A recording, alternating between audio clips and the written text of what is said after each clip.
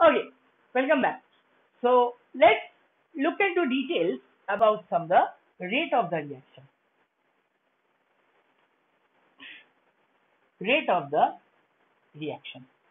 Now, when we say the rate of the reaction, what we know from there that the rate of the reaction V, it is defined by 1 by nu I d of concentration of I divided by dt.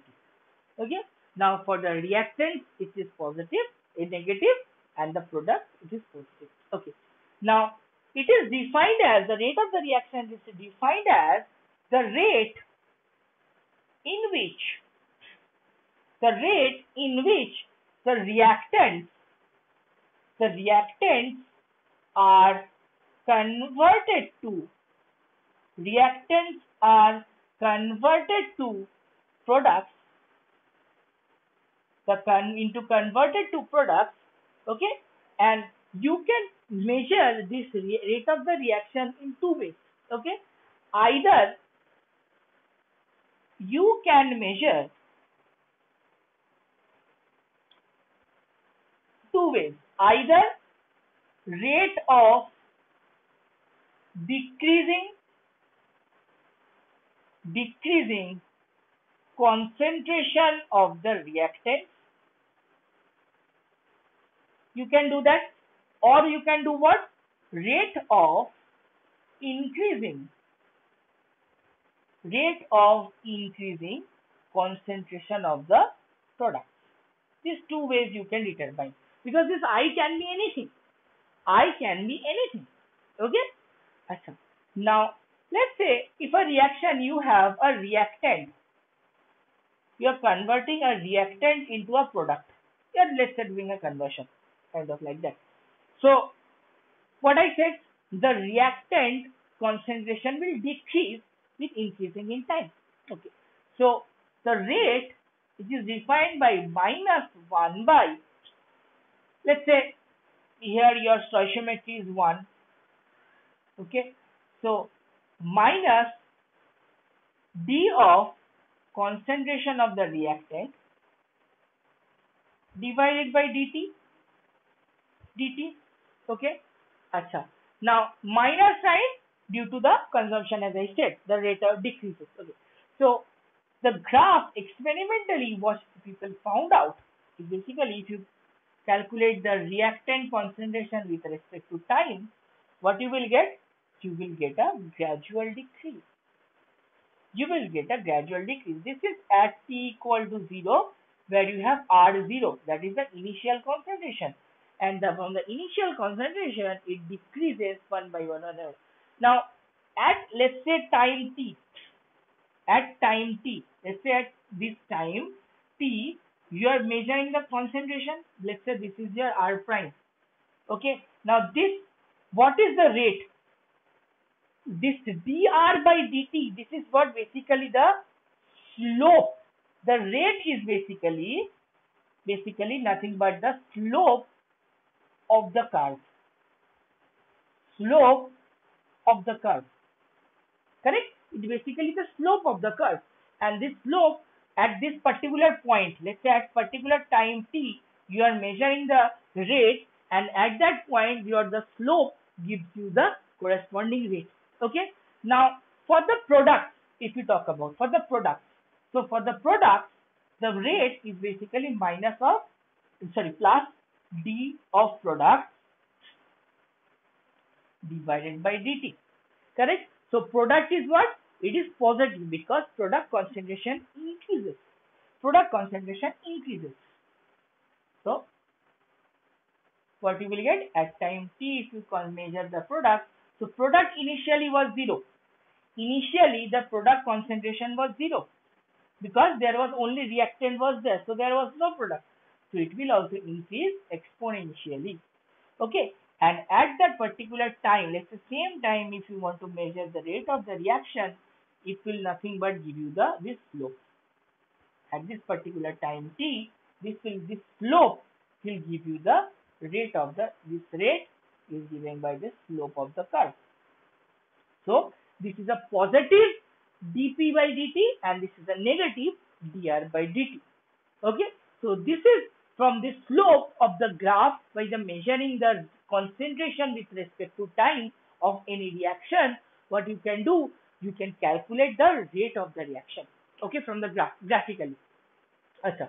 Now, beautiful thing about the rate constant is basically that, okay, let's look at first few things. So what is the unit? What is the unit of rate constant? If we look at what is the unit of rate constant? Okay, definitely rate is what? So it is 1 by nu I di by dt. Correct? Nu I di by dt. So basically nothing but it is your concentration. Nu I is a unitless quantity, stoichiometry. Stoichiometry is unitless quantity. So what is her concentration divided by time? Correct? So what will be the dimension then?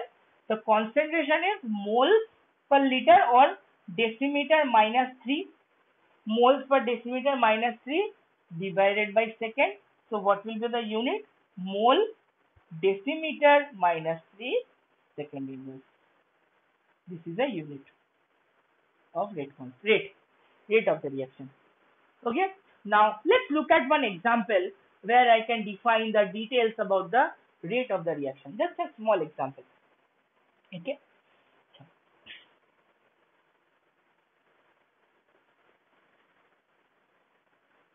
Just a small example. Okay. Let's say if talk about H2O2 decomposition. H2O2 decomposition. So what is the reaction? H2O2 will convert to water and oxygen. Okay. It's a this proportion is a reaction. Okay.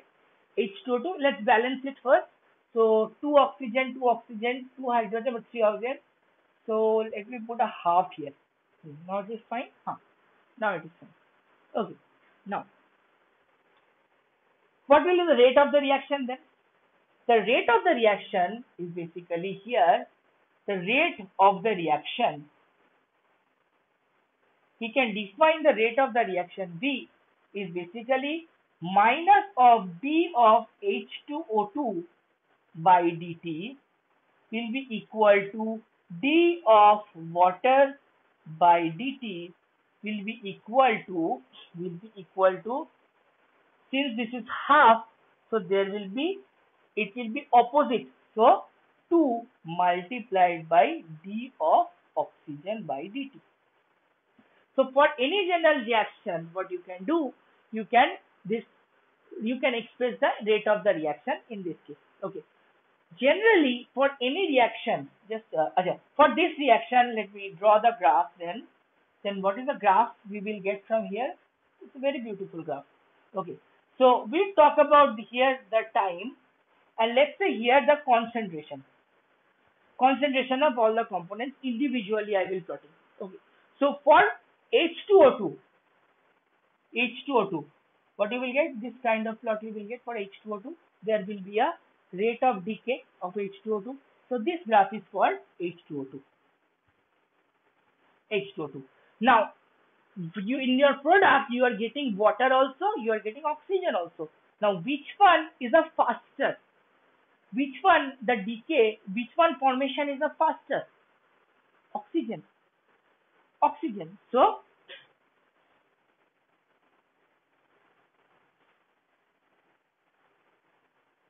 okay. So here this one will be the water and this one will be the oxygen. Okay. So the oxygen, the rate is twice.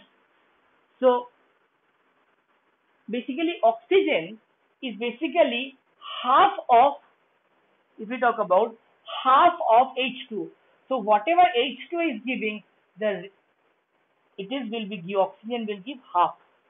So if this is H2O, so at a particular time, if we calculate,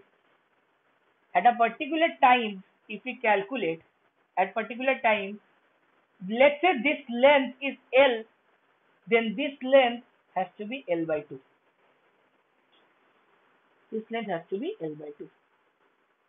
Okay. Achha. So exactly oxygen will produce half. So this is your oxygen.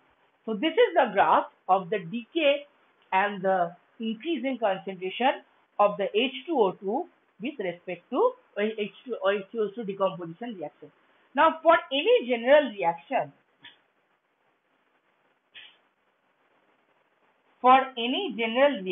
if we talk about any general reaction, let's say AA plus BB will give you CC plus DD. So what we can say from here, the rate will be defined as minus 1 by A dA by dt will be equal to minus 1 by B dB by dt will be equal to 1 by C dC by dt will be equal to 1 by D dd by dt. Okay, for any general reaction. So this is all from your the rate of the reaction. Okay. Now for any reaction, if we talk about for any reaction, let's say the reaction can be, this is for the one step reaction. Okay. Now there are lots of examples of all reactions which is not a must one step. These are lots of steps are there. Okay. Now let's look at how to handle those reactions. Okay.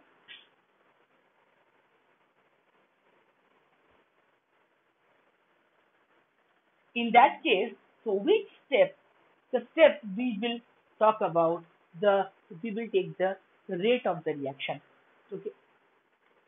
Let's say now those kind of reactions, those the reactions which are seeing lots of steps are there. Okay, in a reaction. Let's say there is a step A to B, then B to C, C to D, dot dot dot dot product. You have this kind of reaction. Now, when this reaction will proceed, let's say if you want to monitor a reaction, and let's say all steps are fast. But there will be one step in that reaction, that you can observe. And that one step, let's say this is the step. Let's say this is the step, and that step is the slowest step of the reaction. This happens in the organic reactions where you have a multi-step reaction. It follows a huge number of series of mechanisms one by one, where you have to give only the slowest step, and the slowest step's rate will give you the rate of the reaction. Okay? Achha. These kind of reactions are called elementary reactions.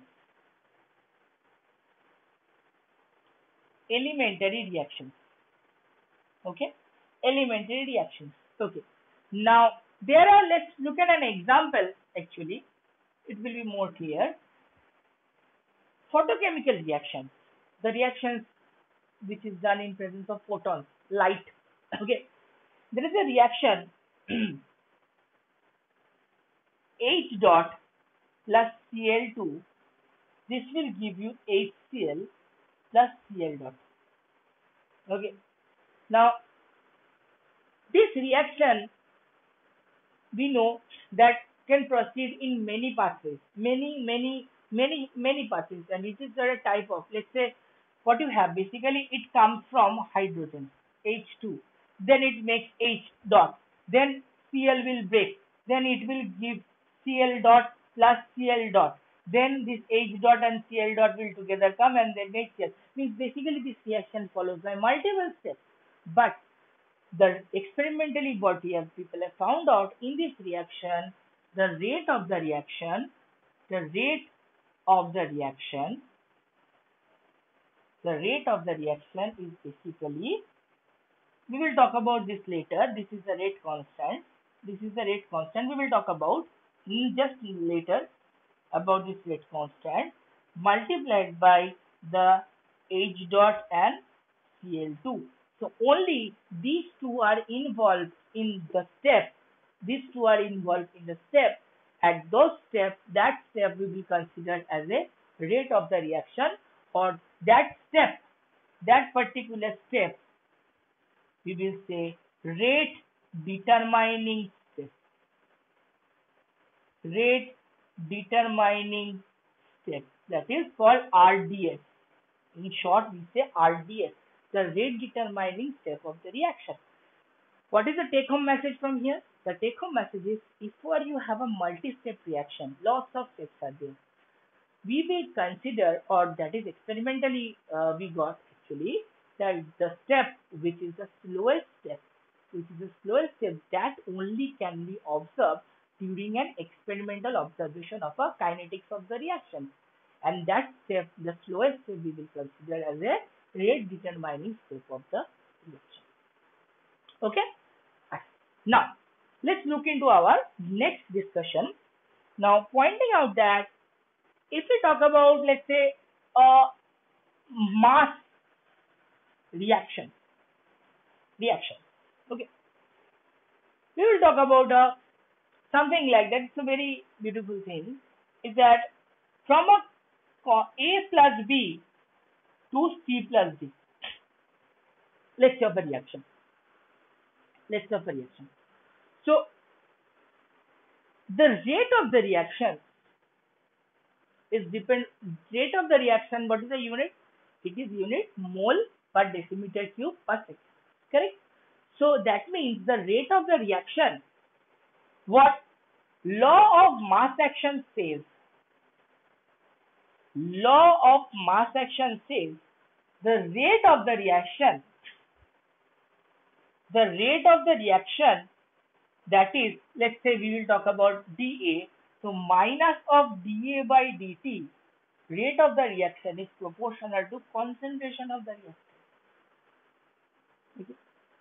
And for all the cases, and since A is depleting, so it is minus, and for C, we can talk about dC by dt will be proportional to C, concentration of the C. Okay. And or dB by dt minus of dB by dt will be proportional to concentration of the B. Okay. That means in general, for any rate of reaction, if we ignore the signs also, in general, for any rate of the reactions, we can say any dx by dt, any rate of the reaction, we can see is proportional to concentration of A, concentration of B together. If it's together, then merge them together. Okay, we can say that for any reaction together, A, concentration of all the reactants, if we take here. So overall rate of the reaction dx by dt, which is either dA by dt or dV by dt or dC by dt, anything. I just wrote here dx by dt, anything. Okay. So what is this can be? Concentration of A into concentration of B jointly. Okay. So, or to remove this proportionality constant, let's put a constant here. K, concentration of A multiplied by concentration of B. Okay. Now, what is this too? This is concentration, but we can say this is as a active masses. Or we know this is as a concentration. Correct? And what is this K? This K is called the rate constant of a reaction. K is called the rate constant of a reaction. Now, if your dx by dt, if your concentration of A is equal to concentration of B is equal to 1 mole per liter inverse, then your dx by dt is basically nothing but the rate constant. So what is the definition of rate constant, we will say? Now this is called, when you have a unit concentration, this is called a specific rate constant. That is what? That is nothing but the rate constant is defined, specific rate constant is defined as the rate constant where your concentration of the reactant and products are unit. Okay, is defined by the rate of the reaction. Okay, now when I'm saying the rate constant, rate law, law of mass action, these things, law of mass action, these things, this all determines, this gives you the information of the reaction. And what is the information of the reaction it gives? It gives you nothing but the kinetics information of the reaction. More the upcoming lectures, you will know about more details about this rate of the reaction and the expression what we have wrote here. This is called the rate law. This is called the rate law basically. This is called the rate law. But next lecture we will know in more details about this rate law and the more good form, more ideal form of the rate law that people use for their reaction calculation purposes. Okay, so till then, see you in the next lecture.